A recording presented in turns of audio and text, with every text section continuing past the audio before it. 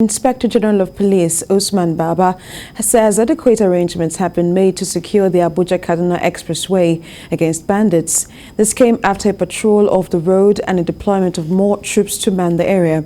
All this is coming 5 days after terrorists attacked a Kaduna-bound train, killing 8 people, abducting others, while at least 26 persons sustained injuries. The IGP dismissed as propaganda claims that all en-routes to Kaduna have been taken over by terrorists.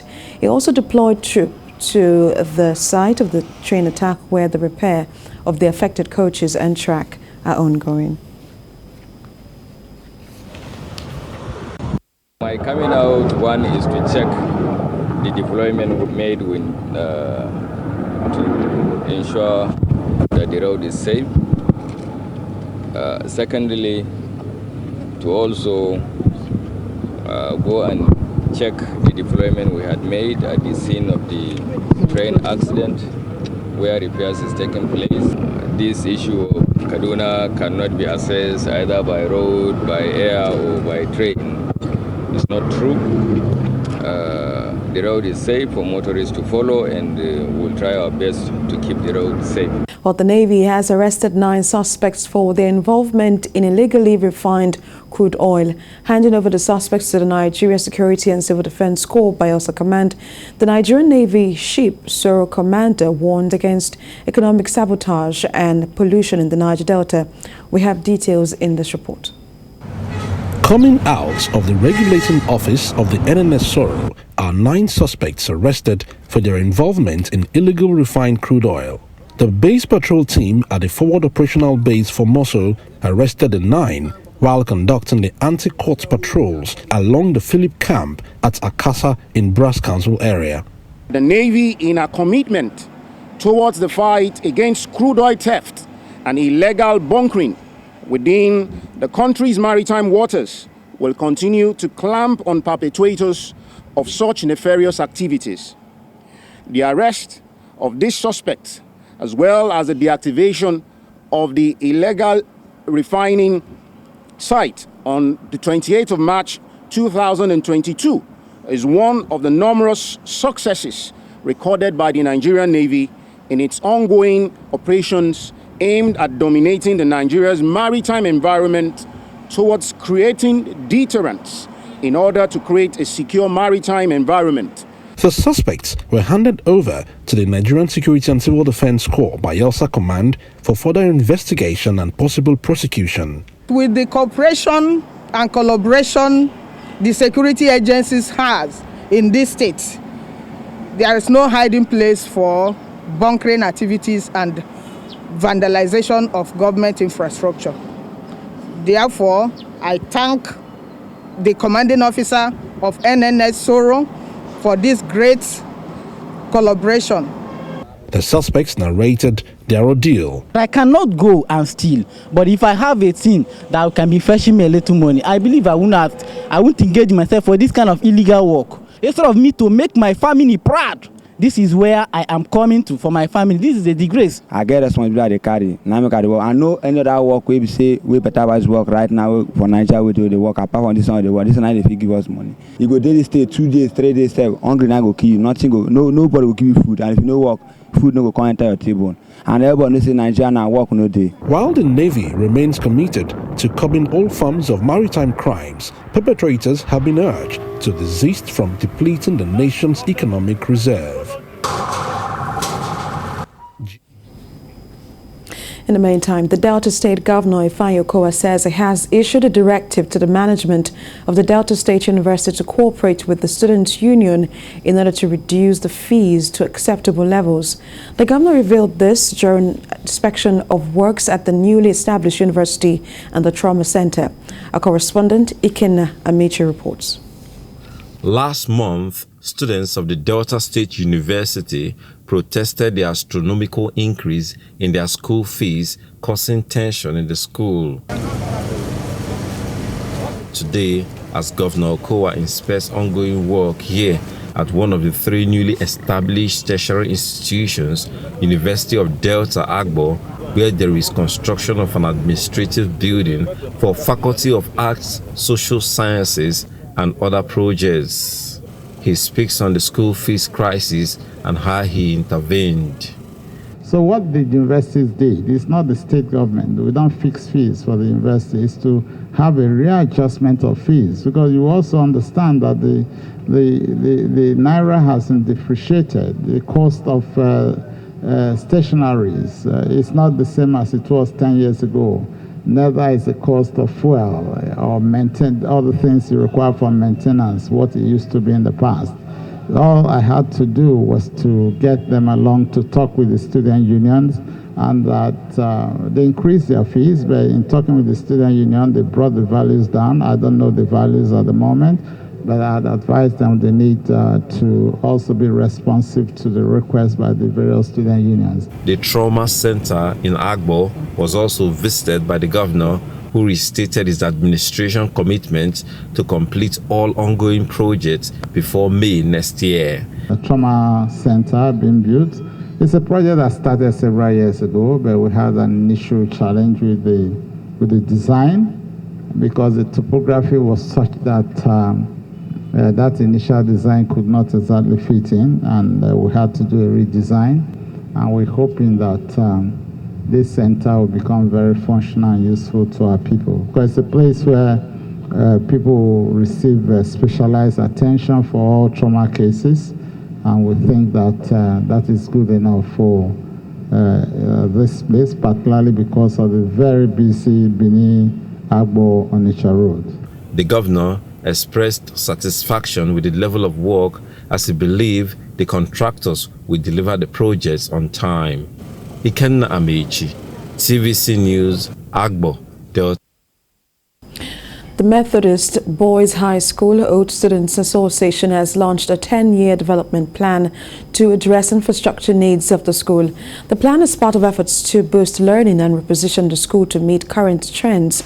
TVC News senior correspondent Sharon Ijasa reports. Gathered here are old students of Methodist Boys High School. Speaking at this year's Founders Day celebration, the president of the Old Boys Association said the school is the second oldest in the country.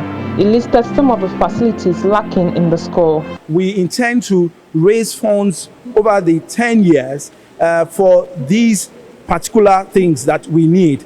That's the students' classroom, the students' hostel blocks to admit a population of 750, in addition to the current 250 that we have. We want to set up staff quarters, erect staff quarters, and then technology, ICT, technical, artificial technology and drones, computer and electronic laboratory. The old student appeals to authorities of Methodist Church to partner the association in its effort to execute projects that will benefit the students and assist the school in regaining its lost glory. According to the report, sometimes in 2012, the church attempted to use part of the property, measuring about 2 acres, for commercial purposes rather than for education. Methodist Church has a subsequent one, and the subsequent one does not even reflect them as it reflect the Methodist Boys High School. You cannot have two COOs competing with each other, coexisting in different names.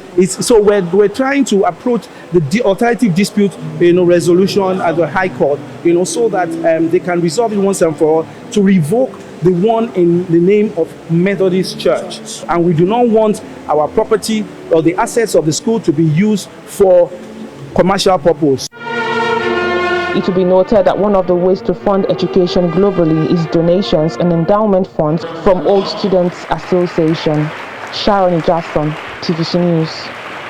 Well, thanks for staying with us. Let's talk politics now. Former Minister of Information and Communication, Frank Onweke Jr. has stormed the People's Democratic Party, the PDP, for the All Progressives Grand Alliance APGA in Enugu State.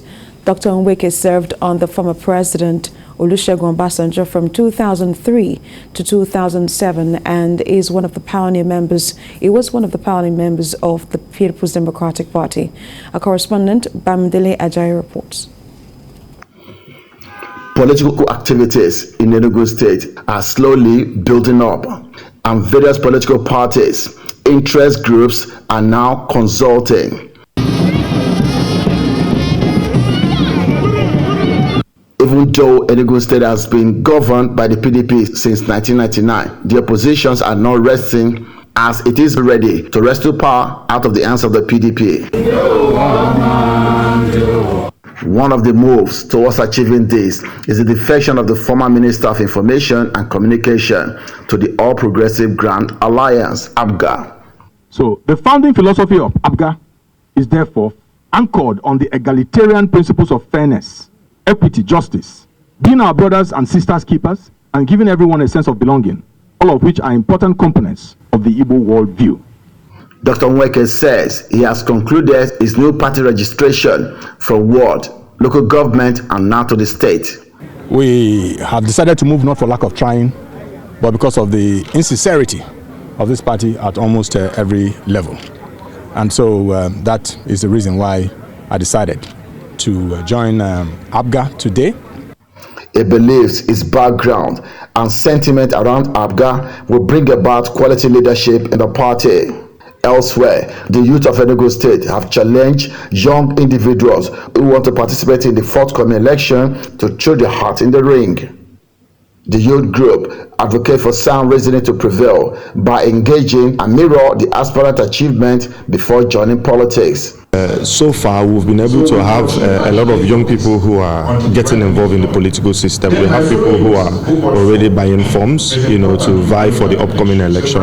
But most importantly, we've also been engaging, different stakeholders across party lines, to make sure that they give opportunity not just for youths, but for people who have the capacity. This is an awakening call to our young persons to take their destiny into their hands. We've always had that. The youths are the leaders of tomorrow, and that tomorrow doesn't seem to be coming. So young persons must first take responsibility for their future and collectively for the future of the nation. They cautioned that the youth should not be used as instrument of election malpractices.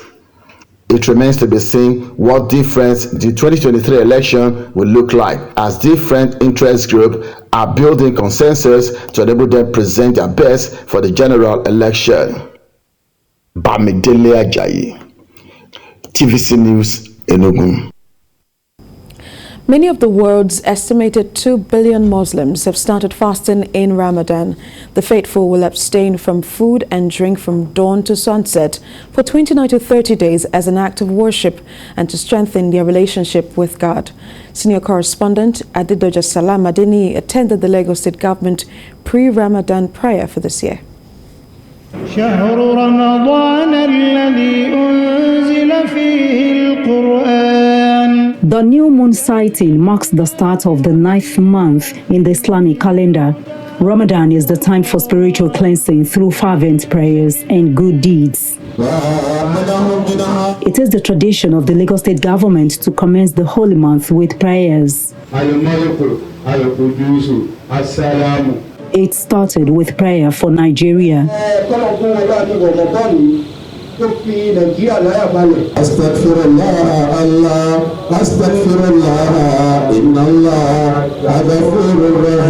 Still on the worsening insecurity in the country, the deputy governor also wants faithful to use the holy month in praying for a peaceful Nigeria. Somebody left his house to say, I'm going to kill somebody.